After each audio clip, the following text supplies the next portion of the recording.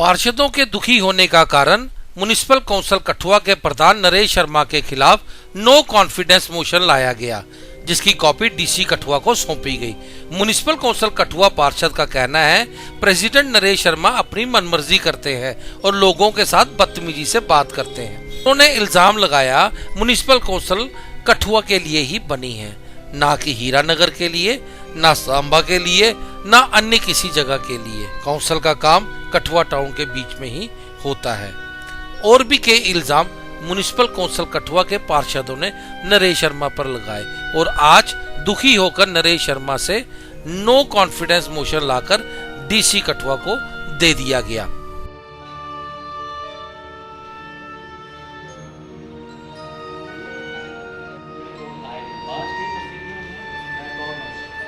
But आज की date ऐसी महसूस करते हैं, ऐसी परिस्थिति है, ऐसे सिस्टम लिहाजा असर जेड़े भी लोग शहर में असें लोगों बहुत बढ़िया बड़िया उम्मीदें करने आशाएँ करने चुन रहा आज अपना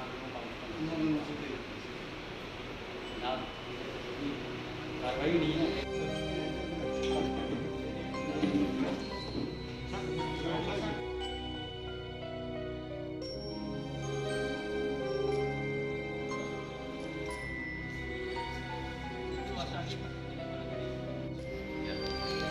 अभी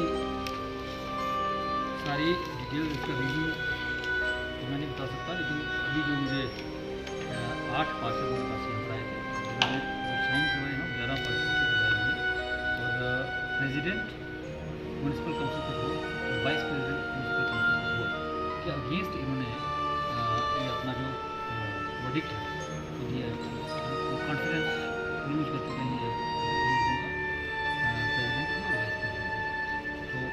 उसके ऊपर फर्दर क्या कार्रवाई हुई है उनसे बात जितनी जल्दी हो सकता है उतनी कानूनी कार्रवाई करके इनको फिर से एक मीटिंग कन्वीन करने के बाद प्रेसिडेंट और वाइस प्रेसिडेंट को नियुक्त करने की कोशिश करूँगा जितनी जल्दी हो सकता है।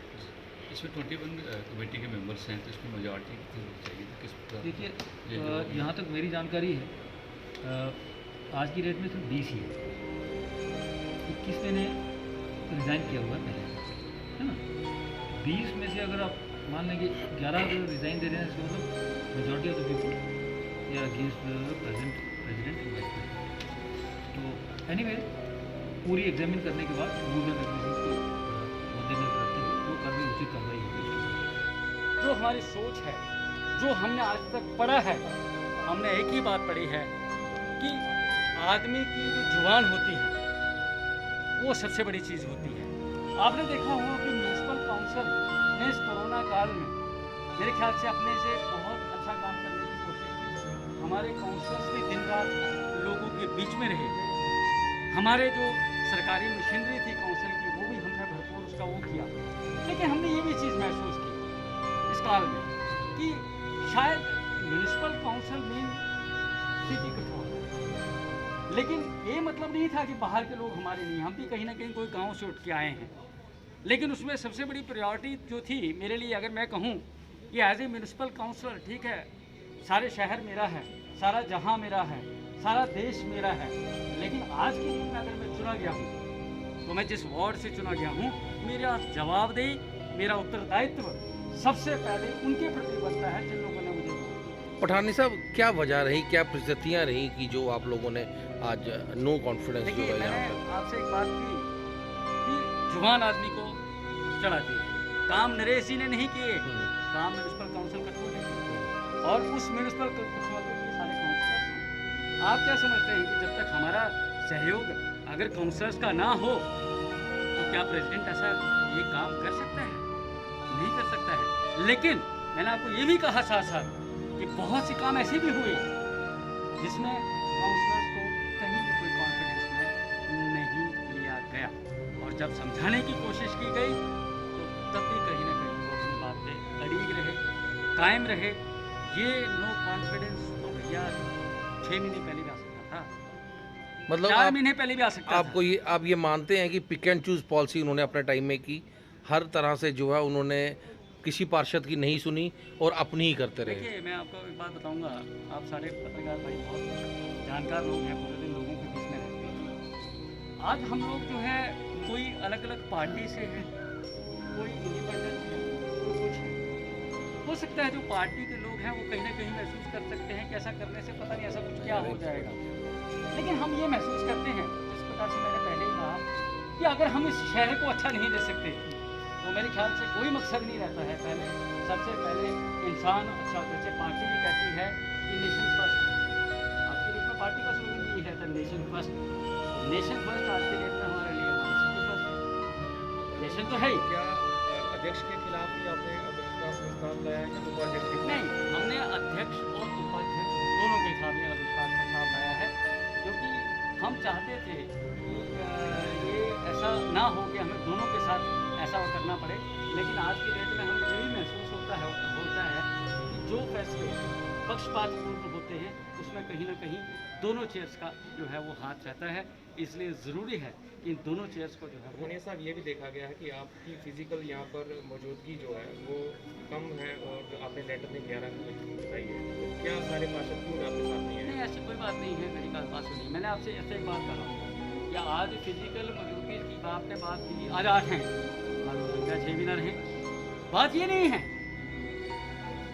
जो जिसके संस्कार अच्छे होंगे, जो बंदा समझता हुआ कि हमने अच्छाई के लिए कोई कदम लिया है, जो आदमी ये सोचता होगा कि मुझे दुनिया की कोई ताकत नहीं बदल सकती है, जो मैंने कह दिया मैं अपनी प्राण जाए पर वचन ना जाए, जिस प्रकार से कहा गया है, वो अपनी जुबान पे कायम रहेगा। बाकी कोई कहीं जाए, मैं अपनी गारंटी तो कम से कम ले सकता हूँ।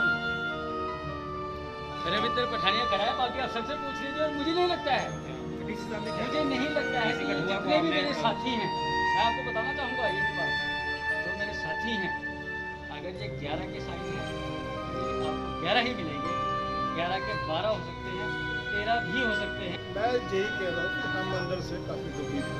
किस बात को लेकर? क्या बात होगी? देखा गया कि प्रधान के साथ काफी साथ में रहे, उद्घाटन जब भी होते थे। मेरी बात किस सुने, बात को लेकर दुखी है जनाब? आप मेरी बात सुने जनाब, मेरी बात सुने आप कि दुखी मतलब कि क्या जो दुख है आपको अंदर से बाहर निकालिए और मीडिया को आज बता दीजिए। आज हमने कौन और दुख निकाल दिया बाहर, आप कह दिया। मतलब आपको क्या लगता है कि एक जख्म जो था वो शरीर में लगा हुआ था, जख्म को बाहर निकाल दिया? वो निकाल दिया आपके सामने, दुखी देना। तो आगे नेक्स्ट एक्शन प्लान क्या रहेगा आपका? जो भी होगा वो बीजेपी का क्या सुनने में आया कि आप बीजेपी का होगा? चेयर पर बैठने वाले की आशा है? है। नहीं, नेक्स्ट जो नहीं, उपाध्यक्ष की चेयर पर बैठना नहीं, उसका मुझे आपने हमें बताया कि नेक्स्ट जो है वो बीजेपी का होगा, तो अभी भी नरेश कुमार बीजेपी के ही तो हैं।